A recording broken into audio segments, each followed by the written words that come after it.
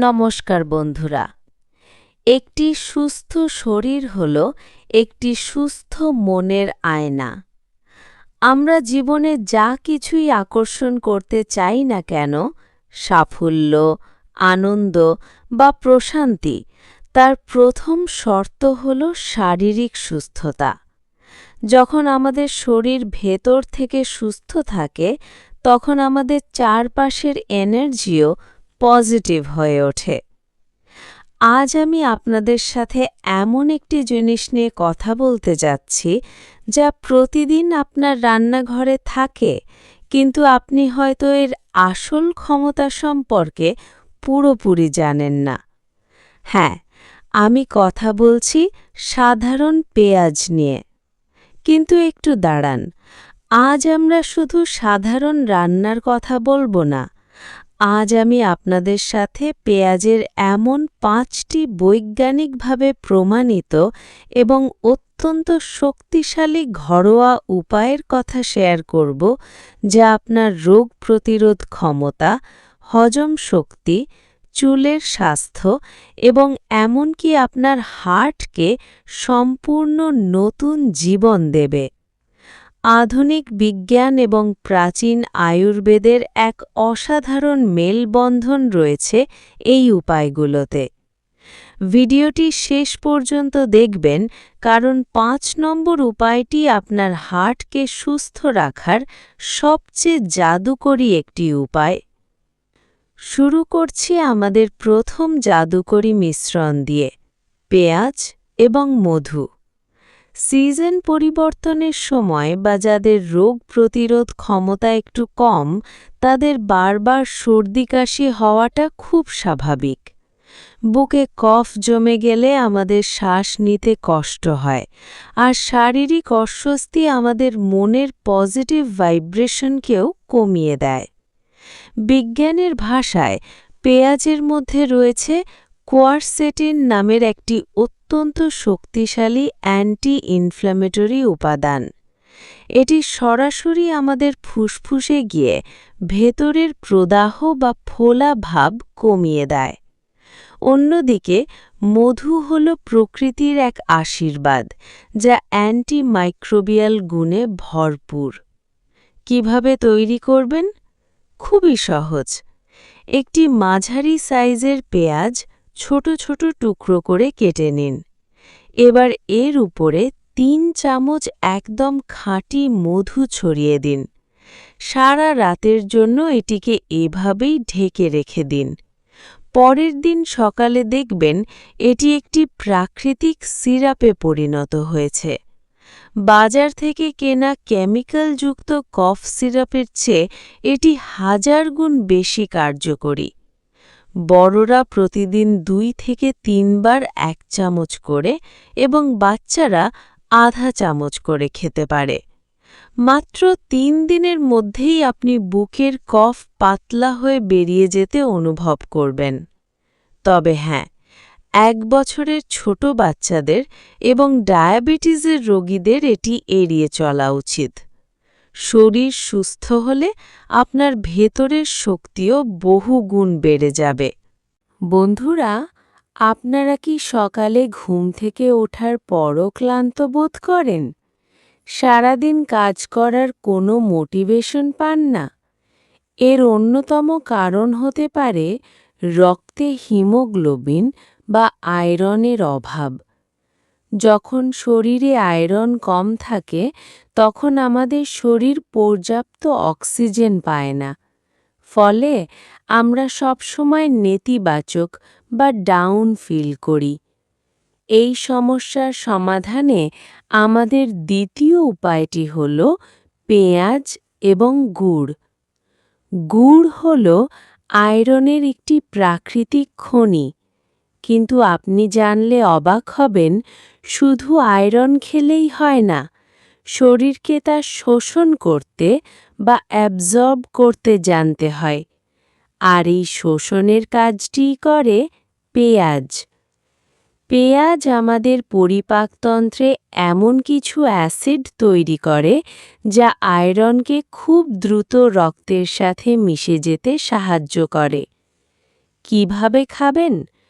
প্রতিদিন সকালে খালি পেটে আপনার আঙুলের 1 কর পরিমাণ 1 টুকরো গুড় নিন, আর সাথে নিন অর্ধেকটা কাঁচা পেঁয়াজ। ভালোভাবে চিবিয়ে খেয়ে নিন। টানা 3 থেকে 30 দিন এটি নিয়ম করে খেয়ে দেখুন। দেখবেন আপনার এনার্জি লেভেল একদম বদলে গেছে, ক্লান্তি দূর হয়ে গেছে। শুধু ডায়াবেটিস রোগীরা এটি থেকে বিরত থাকবেন। নিজেকে ভালোবাসুন এবং নিজের শরীরের এই ছোট ছোট প্রয়োজনগুলোর যত্ন নিন।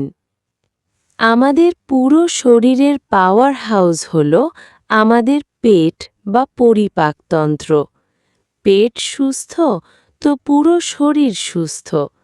যাদের খাবার ঠিকমতো হজম হয় না, প্রচুর গ্যাস হয়, বা যারা অনেক চেষ্টা করেও ওজন কমাতে পারছেন না, তাদের জন্য 3 নম্বর উপায়টি একেবারে লাইফ চেঞ্জিং হতে চলেছে। পেঁয়াজে রয়েছে প্রচুর পরিমাণে সালফার, যা আমাদের লিভারকে ডিটক্স বা পরিষ্কার করতে সাহায্য করে। আর লেবুতে থাকা ভিটামিন সি আমাদের হজমকারী এনজাইমগুলোকে সক্রিয় করে তোলে। কিভাবে খাবেন?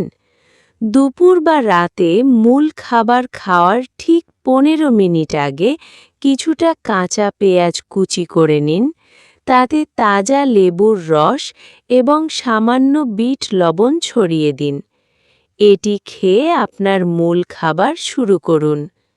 মাত্র 7 দিনের মধ্যে দেখবেন আপনার পেট ফাঁপা বা ব্লোটিং কমে গেছে।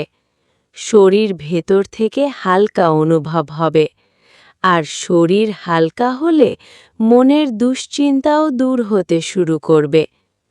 তবে যাদের গ্যাস্ট্রিকের আলসার আছে, তারা এটি বেশি খাবেন না। চুল আমাদের আত্মবিশ্বাসের একটি বড় অংশ। অতিরিক্ত চুল পড়লে আমাদের মন খারাপ হওয়াটাই স্বাভাবিক। তবে প্রকৃতির কাছে এরও সমাধান আছে। পেঁয়াজের রসে থাকা সালফার আমাদের মাথার ত্বকে কোলাজেন উৎপাদন বাড়িয়ে দেয়। কোলাজেন হলো সেই উপাদান যা চুলের গোড়াকে ইঁটের মতো শক্ত করে। আর এর সাথে যখন আমরা সরিষার তেল মেলাই, তখন সেটি স্ক্যাল্পে বা মাথার ত্বকে রক্ত চলাচল মারাত্মকভাবে বাড়িয়ে দেয়।